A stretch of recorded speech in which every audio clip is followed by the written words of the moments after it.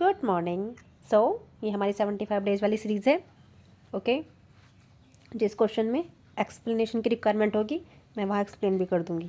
So let's start our first question. Wordsworth a life 1989 ये किसके द्वारा लिखी गई है ये बताना है हमें। तो ये वर्क है स्टीफन गिल का। Okay second question, who defended the use of blank words and condemn rhyme. Okay हमें ये बताना है कि जो ब्लैंक वर्ड्स है उसके यूज़ को किसने डिफेंड किया है। ओके मतलब किसने कहा है ब्लैंक वर्ड्स यूज करने के लिए, और कंटेम किया है मतलब आलोचना की है किसकी, राइम की। As the invention of a barbarous age, किसके इन्वेंशन पे, जब बारबरस एज का इन्वेंशन हुआ। To set off wretched matter and lame metre, किसने किया है ये किया है मिल्टन ने। अब आप इसको कैसे आइडिया लगा सकते हो, आप ऐसे आइडिया लगा सकते हो कि जो मिल्टन है उनका जो एपिक है पैराडाइज लॉस्ट वो ब्लैंक वर्ड्स में लिखा है। तो जब उन्होंने ब्लैंक वर्ड्स में लिखा है तो वो तो अप्रिसिएट ही करेंगे ना, वो तो डिफेंड करेंगे ब्लैंक वर्ड्स के यूज़ को।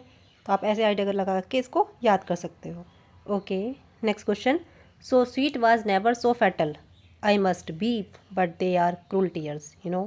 ओथेलो ने बोला है ये लास्ट में जब ओथेलो और डेस्डेमोना का सीन है। जब ओथेलो डेस्डेमोना को मारने आता है तो ही किस डेस्डेमोना, वो डेस्डेमोना को किस करता है, मतलब उसका लास्ट किस होता है ये। और वो कहता है so sweet there was never anything so sweet कभी भी इतना कुछ स्वीट नहीं था। एंड येट लिखा है ना so fatal and yet so deadly so fatal as you उसको बोल रहा है वो डेस्डेमोना को, I must weep but they are cruel tears. वो कह रहा है कि आई कांट हेल्प, मैं ना क्या नहीं कर सकता, मतलब इसमें कोई हेल्प नहीं कर सकता तुम्हारी क्या करने में। मतलब उसको लगता है ना कि डेस्डेमोना ने गलत किया है, उसने उसके साथ मतलब विश्वासघात किया, उसने उसको बिट्रे किया है। तो वो कह रहा है I can't help but beep but that is not a sign of pity. जो तुम्हारे क्रूल टीयर्स है ना, मतलब आंसू हैं, इस पर क्या नहीं दिखाई जा सकती, दया नहीं दिखाई जा सकती। आपको याद होगा डेस्डेमोना उससे बोलती है कि मुझे आज और छोड़ दो, लेकिन वो दुष्ट ओथेलो उसको मार देता है। ओके तो यहाँ पे लाइन आप याद कर सकते हो कहाँ से ली गई है, ये ओथेलो से ली गई है। ओके अगर लाइन का मीनिंग हमें पता हो और हम उसको कनेक्ट कर ले प्ले से तो हमारे लिए याद करना ज़्यादा इजी हो जाता है, हमें उसको रटना नहीं पड़ेगा, हम उसको समझ के याद कर लेते हैं और वो हमारा लॉन्ग टर्म तक याद रहेगा।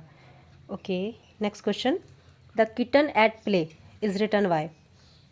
आपने देखा होगा लास्ट ईयर वाले टीजीटी में 5 से 6 क्वेश्चन, इनफैक्ट मैंने कम बोल दिया, 7 से 8 क्वेश्चन डायरेक्ट इसी से आए थे कि आपको बस वर्क का नाम पता होना चाहिए कि ये किसका लिखा हुआ है, और बस वर्क आया और उससे पूछा कि किसने लिखा है, वर्ड्सवर्थ ने, गाल्सवर्दी ने, शेक्सपियर ने।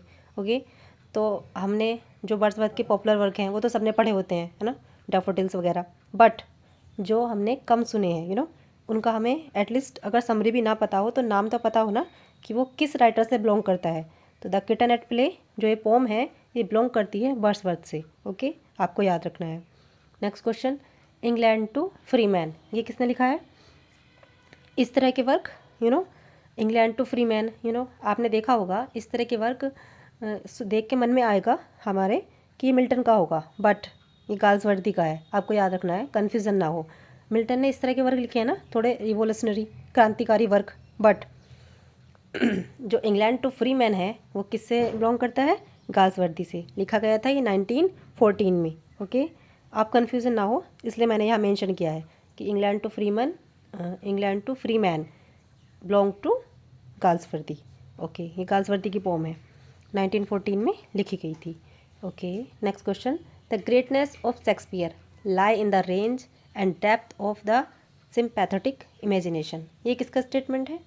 जो शेक्सपियर की ग्रेटनेस है ना वो किस में है, range and depth of the sympathetic imagination, कल्पना की। ये किसका स्टेटमेंट है, ये स्टेटमेंट है सर वॉल्टर रॉले का। ओके ऐसे भी क्वेश्चन आते ही हैं, राइटर से बिलोंग क्वेश्चन मतलब कोड दे के पूछ लेते हैं कि ये किसने बोला है। Okay next question, GB Shaw views about as you like it, तो जीबी शाह ने क्या बोला है एज यू लाइक इट के बारे में। जीबी शाह ने बोला है एज यू लाइक इट को क्राउड प्लेजर। ओके आपको याद रखना है।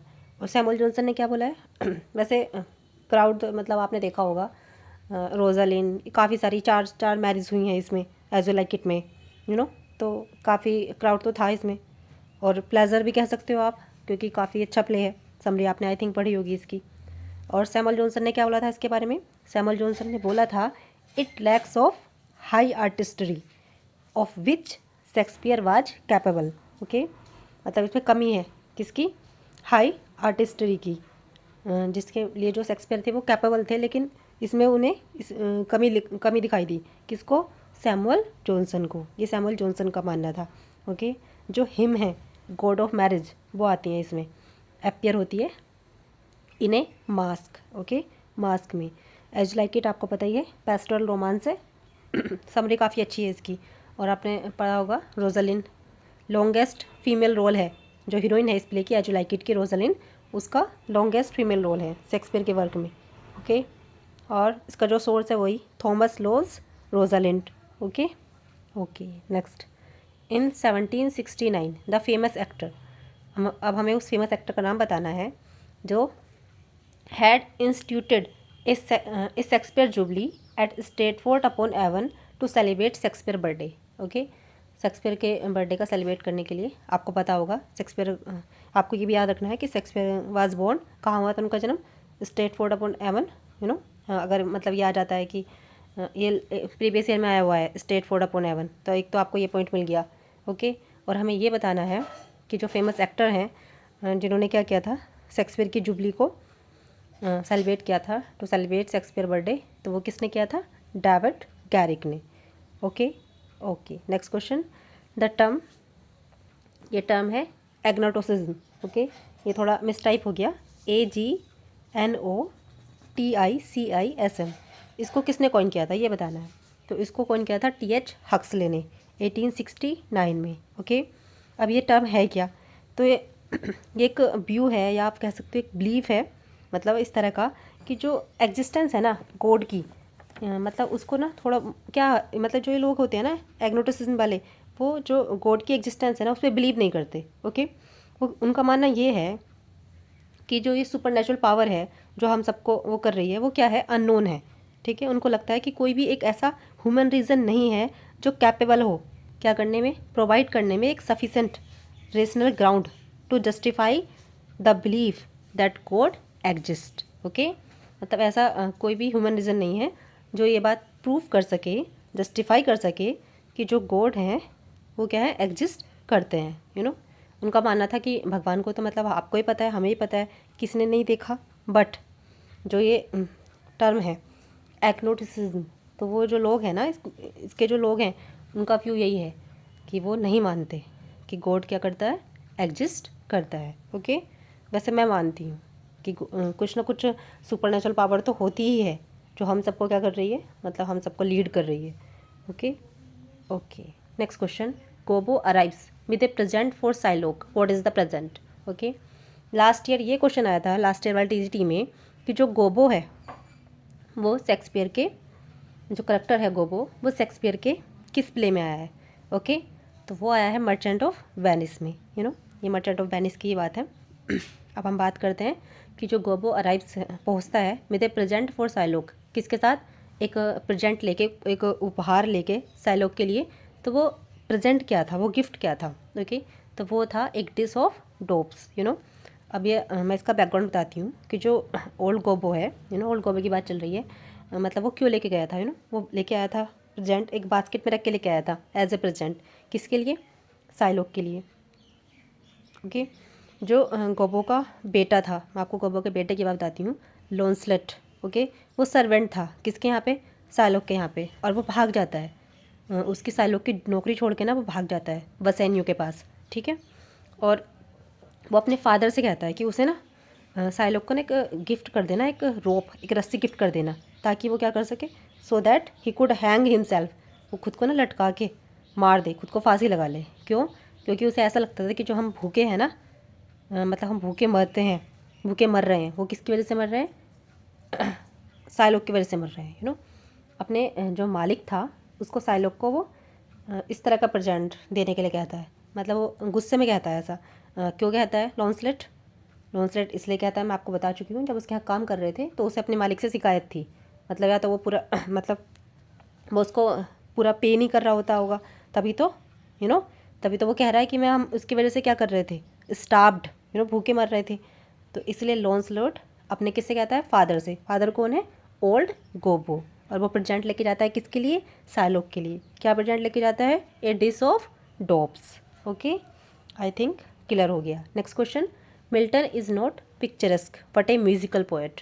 हु सेड, किसने कहा कि मिल्टन पिक्चरस्क नहीं है बल्कि एक म्यूजिकल पोएट है। ये कहा है कॉलरिज ने। Okay, next question, who wrote, किसने लिखी है long poem in the age of Wordsworth. किसने लिखी है ये, AC ब्रैडली ने। Okay, next question, who calls Milton, किसने मिल्टन को कहा the greatest genius of the baroque in England. किसने बोला है ये, फ्रेडरिक बी आर्च। ठीक है, फ्रेडरिक बी आर्च ने बोला है। ओके, नेक्स्ट क्वेश्चन, एक एक क्वेश्चन बहुत इंपॉर्टेंट है, बहुत ज़्यादा इंपॉर्टेंट, आपको ध्यान से याद करने हैं। The law against lovers is adaptation. ये अडेप्ट किया था मीज़र फॉर मीज़र से। किसने किया था, विलियम डी एवनेंट ने। मैं आपको एक बात इंपॉर्टेंट बता देती हूँ विलियम डी एवनेंट के बारे में कि ये शेक्सपियर का इलेजिटिमेट सन माना जाता है। ओके, उसका नाजायज बेटा माना गया है इसको। मतलब ऐसा कहा जाता है कि शेक्सपियर का इनकी मदर के यहाँ आना जाना था। ओके, और आप देख लेना जो भी है। Next question, for love of beast 1912, वो किसने लिखी है, गाल्सवर्दी ने। ओके, मैंने आपको बताया कि जितनी भी पोम हमारी कम सुनी हुई हैं वो हमें ज़रूर याद करनी है। एटलीस्ट उनकी समरी ना पढ़ो तो वर्क का नाम हमें पता होना चाहिए। 1912 में आया था, गाल्सवर्दी ने लिखा है। ओके, गाल्सवर्दी के और वर्क आपको पता होंगे। पैट्रिशियन आया था 1911 में, द लिटिल ड्रीम आया था 1911 में, कैप्चर्स आया था 1923 में, द एप्पल ट्री आया था 1916 में लिखा था जो उन्होंने, द फ्रीलैंड्स आया था 1915 में, आबरा का डाबरा गाल्सवर्दी ने लिखा है 1924 में। ओके, द फॉरेस्ट लिखा है 1924 में, गाल्सवर्दी ने ही। ओके, ओल्ड इंग्लिश करके लिखा है एक वर्क गाल्सवर्दी ने 1924 में। द सो लिखा है 1925 में। ओके, 40 पॉम्स लिखा है 1929 में गाल्सवर्दी ने। ओके, और यहाँ नेक्स्ट क्वेश्चन, एग्जाइल 1929 में, ये भी किसने लिखा है, गाल्सवर्दी ने। Okay, okay, next question, the sonnets of William Shakespeare, sorry the sonnets of William Wordsworth appeared in, कब आए हैं, विलियम वर्ड्सवर्थ के सोनेट्स अपीयर हुए हैं 1838 में। ओके, प्रीवियस ईयर का क्वेश्चन है, याद रखना है आपको इसका। ठीक है, और वर्ड्सवर्थ ने कितने सोनेट लिखे हैं,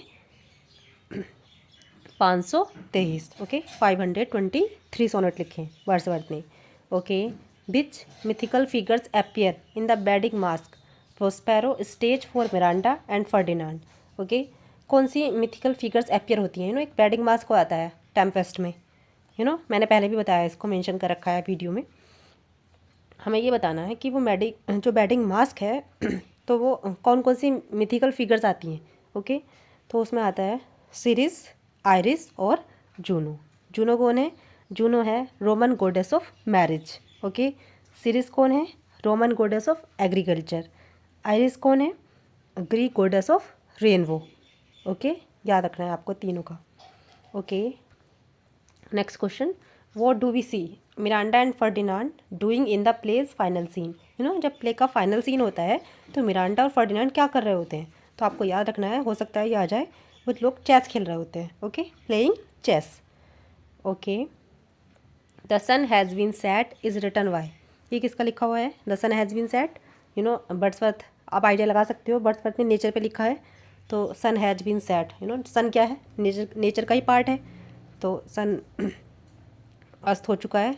कौन लिखा हो सकता है ये वर्क, वर्ड्सवर्थ। ओके, वर्ड्सवर्थ ने इस तरह के वर्क लिखे हैं, जैसे आप कह सकते हो to the daisy, the last of the flock, इस तरह के।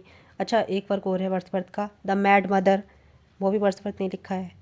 Okay, thank you.